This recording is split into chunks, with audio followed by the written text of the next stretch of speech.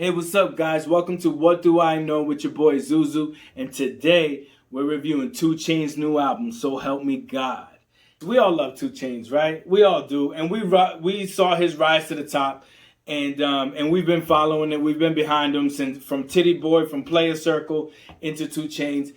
And he finally drops a new album. Started with Player Circle, obviously Duffel Bag Boy, and it grew into 2 Chainz. And, he started killing everything with Kanye, and Pretty Girls Love Trap Music, and it just kept going up and up and up, right? With his previous album to this one, Rap or Go to the League, I did feel like he took a little bit of a step back. He was trying to make the connection with rap and NBA and having LeBron James involved. He's really good at marketing, but I feel like that one didn't hit. All his other marketing shit did hit. Not saying it's a bad album, but it didn't connect, It was okay. Rap or Go to the League, I feel like he was experimenting and trying to add more boom bap to his ratchet style, just trying to add different beats, and I feel like he didn't all the way figure it out. With So Help Me God, he was able to find like a good 70% of him of the 2 Chainz we loved. The ratchet, the one-liners that hit you every time, And like there's 30% of like where he's experimenting with new flows and experimenting with new beats, and he mixes it very well together with this album, and I'm really, really happy he did that. Before I get into the songs, this album features NBA Youngboy, Lil Wayne, Kanye, Mulatto, who else? It has Rick Ross on it, it has Kevin Gates on it. Producers on this, he got Mike Will Made It. Love Mike Will Made It. I think he's the best producer in the game. Personally, right now. He got TM88, he got Mike Dean on there, he got Street Runner on there. Those might be names that you recognize, and a few others. Mike Will Made It got actually a couple joints on there.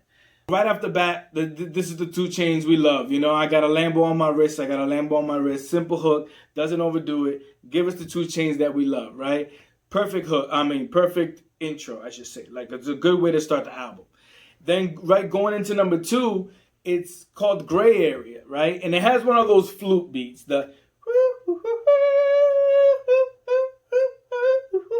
you know which ones I'm talking about because you know what beat I just did. Motherfucking right. He's like the king of those fucking beats, right? He's the king of simple beats. Let's be real. 2 Chainz is the king of simple beats. And I don't want to discredit because I'm a firm believer in less is more when it comes to beats. But you give him 3 sounds, and he's going to make a banger out of that shit. Gray Area.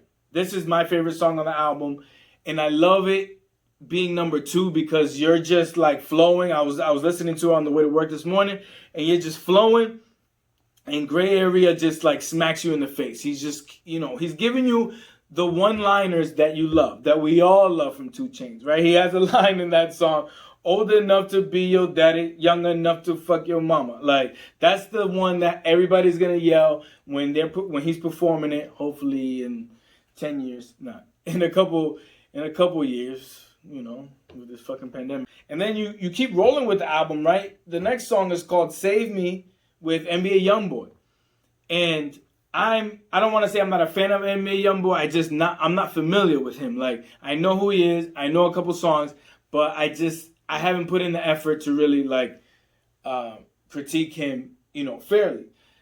I like the song that he dropped with Nicki Minaj recently, and I think I like the one with Migos, right? So I like his features. Very impressive. Like, he gave us a great hook on there. He gave us a great verse. I think it's a girl record. It sounds like a radio record. The song is really impressive. Save Me featuring NBA Youngboy. And then as you keep going, it's Moneymaker and Quarantine Thick come up in the next few songs. Those were the first singles that came out. These songs sound better with the album flow, right? Because in Moneymaker, I love the effort to do something different. It's not a bad song. It's just not a great song. Quarantine Thick is another one that's like, this is the 2 Chainz we love, but we've heard this already, and it didn't, it's not a crazy hit. It's just like, okay, all right, yeah. You know what I'm saying? But it sounds better within the flow of the album, I should say. This album flows all the way down. There's probably only one song I don't like on this album, but as it goes, he even remixes an old song.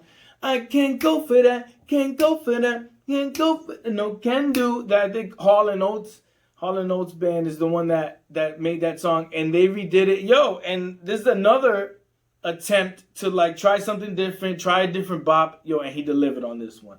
2 Chainz, big credit for that song. That one's featuring Ty Dolla $ign and Lil Duval.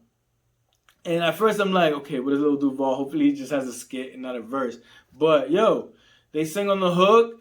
They do their little background vocals, and it sounds beautiful, bro. Oh, my second favorite song is Tony. It's memorable, you know. Like 5 years from now, we'll like say, remember that song. And then David Banner produced this one. I forgot to mention him as a producer. Right in the middle of the beat, he switched it to Like a Pimp. Like a Pimp. Yo, you gotta go listen to Tony. Tony's my second favorite song on this album. I forgot to mention Kanye's song.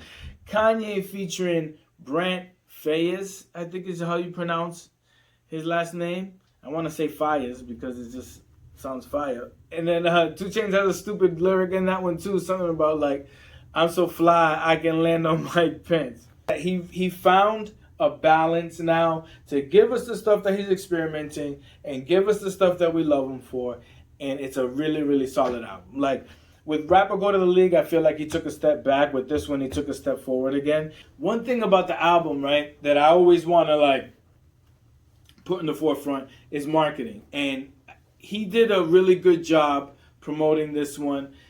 He put out Moneymaker first, then he put out Quarantine Thick with Mulatto. And then he did something interesting that I guess is going to start a little bit of a trend. He put his track listing on Instagram, and he had all the songs listed out, but he didn't put the features in some of the songs. Obviously, the ones that came out, he put them in. But he left the features blank and let people start guessing. And I was thinking, I even commented on his post, like, what if he took it a step further and just put, like, one letter? You know, like, let's say Quarantine Thick. It says featuring J, the letter J, you know, and it can just be Juicy J, right? But we're going to be guessing Jay-Z, we're going to be guessing J. Cole, and I think that would have probably put more anticipation to the album. Benny, I don't want to say started it, but he did it recently with the Timeless record. We didn't know who the third verse was, right? And then 17 minutes later, Big Sean puts a video up of him rapping the verse. I'm like, damn, man, you didn't even let it, like, cook a little bit. So I'm wondering if this is a little trend where it's like, yo, guess the features. I think that would be dope. I think that adds anticipation, but I think you should give us a little bit more of a clue and put a letter up. Maybe for the whole week, put a different letter up. Nah, because you'd guess it after, like, the second day. But, like, put one letter up, I think would be hilarious. I think it would also be annoying. As always, in a review, you have to talk about something you would improve on, right? And the only things is that I feel like I wouldn't have put out Moneymaker and the one with Mulatto first as singles. Now that I listen to the rest of the album, I'm like, you know, there was better music on there, but I wonder if he made, you know, more music after putting out Money. What I would have done was put out Gray Area, which is the,